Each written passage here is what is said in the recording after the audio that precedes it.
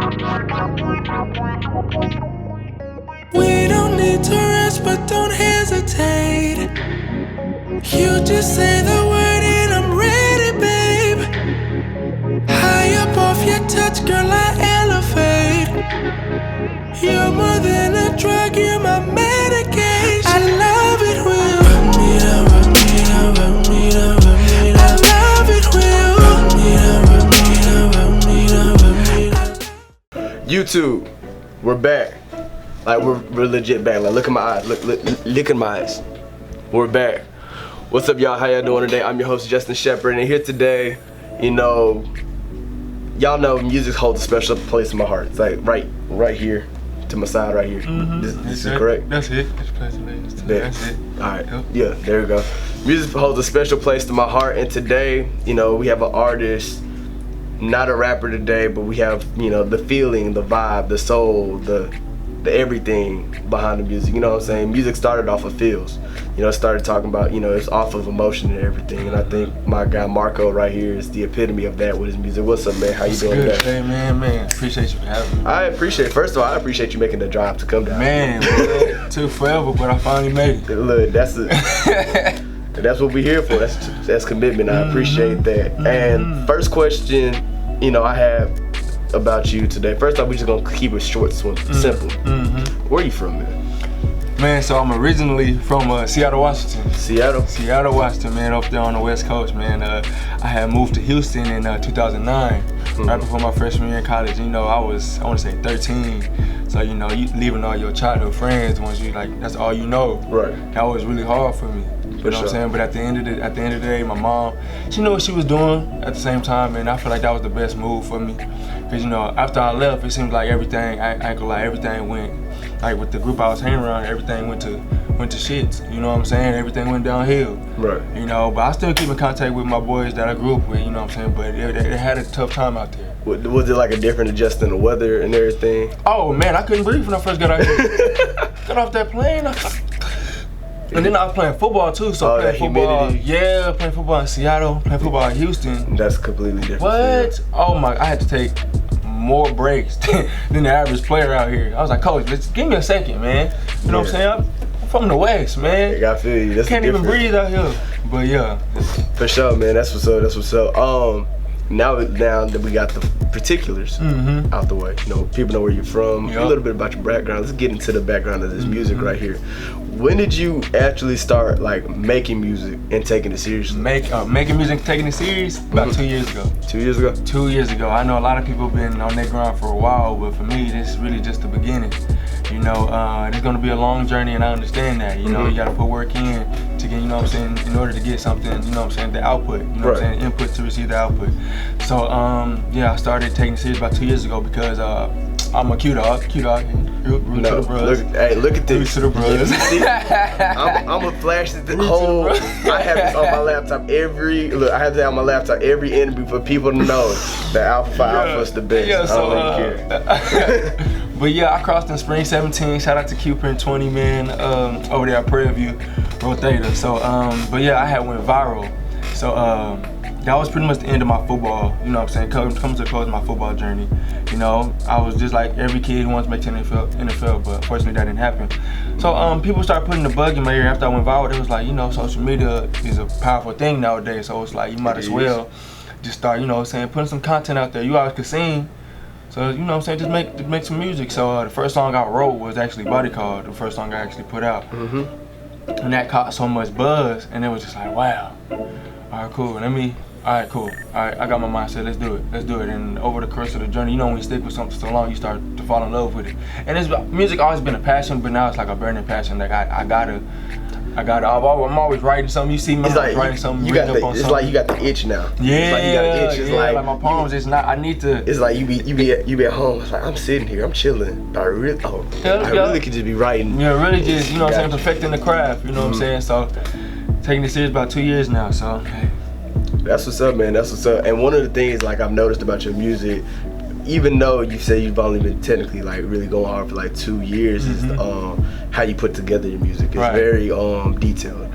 From this stages to definitely levels. You got some people who can just put the vocals on, but they don't really pay attention to everything else about your music. I can tell that you really sit down and like, okay, I want this to sound like this. I want this to be here. I want this to be here. I need my vocals to go up on this level. I need to go down this level. And yeah, it seems like you sit with your producers and you really work with it. Yeah, I appreciate that. It's what I would call music mentation. I don't think that's a real word, but it's gonna be a real word in my mind. And so, one thing I did notice, like if I'm going through these singles right here, Home Run is a home run. Body Call seems like just calling. All written by me, by the way. Body Call seems like you was calling somebody's body. What? Yeah. I Want You seems like you wanted somebody. And so like all these songs, like I've noticed they're I mess with, you know, I don't like to. Like I'm gonna keep it 100 with you. Like when I do interviews, I'm generally a fan of the people I interview. Right. Like I studied the music, and so what I'm gonna ask you a question. What has been like your favorite song to make so far, or that song you wrote? You were just like, I was in my bag on this song. This was it. This was that. A really home run, you know, because I was writing Home Run. I was just in the kitchen. I was in the kitchen sipping some sangria, and then it was just the beat came on. I was just like, oh my god. Started with my fingers through your head. I was like, oh.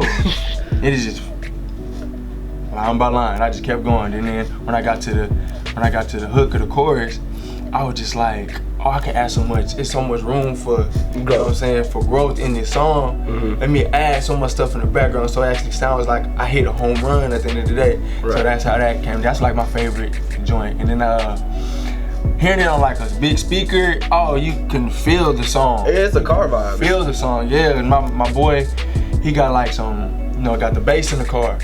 So that bass just boom, boom, boom, boom, boom, boom, boom, boom. You can feel it. So that's my favorite track. I believe it. Hey man, look, cause that's the song I was jamming on the way up here. You know what I'm saying? So that's my joint right there. I feel you. And you know, it's crazy cause like whenever I met Marquo, it's such like a small world thing. I was at an event actually like last week. It was last week. Yeah, last weekend. It was last weekend. Shout out to Zion. Shout out to Zion's View. If y'all don't know about Zion, y'all definitely need to go check out his YouTube page. Dude, man. He set up an R&B cipher, which is different to me. So intricate. Me and him, you know, he's got what he got going on. I got what I got going on. So we just connected. Like I see you working, he sees me working, everything. So I put us to an event. I hear this guy's, you know, his video. I mean, he wasn't really singing at the event. Of course, I'm walking past and he might hit a note or two. But it's like, okay, like it's an R&B cipher. People just hitting notes or two. I see the R&B cipher and that's like, all right, I need to get bro on the interview. All right, let's go ahead and set this up. You know, we met, we connected, and now we here, which is a dope thing. And so, it kind of leads me into my next question. I have this question on every interview. And you gotta answer this question next. It's not a hard question. It's very simple. Where you at right now with your career? You got like some, you know, you got some streams popping off. You got some YouTube, some music videos going a little bit. You just kind of like getting the little buzz and the whisper going out there with some people. Which one do you think is going to be more important, and is it more important right now? Your journey or getting to your destination? The journey is always going to be the most important, because at the end of the day, you got to know who you are as an artist and as a person, because if you don't know who you are and you finally end up getting to that end destination, you may lose yourself along the way. You hear what I'm saying? So a lot of artists that get fame, I want to say not fame too fast, but get fame and don't know who they are. You know what I'm saying? They don't have that root, that ground, that foundation, you know, to stand upon. They lose themselves. They lose themselves in the drugs. They lose themselves in the fame. You know what I'm saying? So I feel like the journey is very important, because that's the time where you get to sit back and just find out who you are as a person and as an artist. That's dope. And I truly believe that too. I'm one of them people, like, I think someone asked me that one time and hit me with my own question. It was interesting. But I definitely feel the same way that you feel.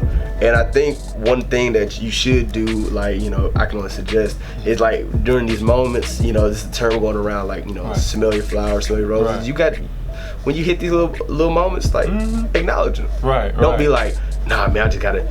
No, we just keep working, and not acknowledge what you've done. Right. And growing up playing football, it's a saying that I feel like all coaches say, and they say celebrate all wins, regardless if it's a big win or a little win. Celebrate it. Take a moment out to just be like, hey, I really did that. You know what I'm saying? I'm proud of myself. Okay, cool. All right. Took the time to acknowledge it, then keep pushing. Don't just be like, there's nothing to do. Because you never know when that last one's going to come. Exactly. And I think that's a lot of things. We can go into a whole discussion about it. I just think a lot of people nowadays don't really realize that, you know, you have these moments now where that they're moments that you need to, you know, life is all about like capturing moments. Right. You know, like, but in the moment capturing moments. Because sometimes like a picture doesn't describe a true moment sometimes, you know. You know, it's just a still picture, you know. A video that you might keep, you know, I see people, I was here, but I keep reposting it every week to make people think I'm still here.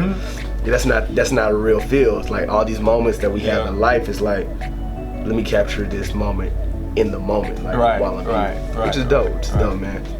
And so leads me going into my next question. We are about in September 2019. It's been a good year. I feel like it's been a personal growth year. What do you think? It's been a growth year? Oh, definitely a growth year. I've been reading a lot lately. You know what I'm saying? It wasn't even a music goal. It was like a personal goal I had for this summer. It was to read like 5 books, and I really got that accomplished. You know, and I like financial literacy books I can grow from, and you know what I'm saying, get a little wisdom from the book, because there's a lot of dope books out there that you can really just learn from.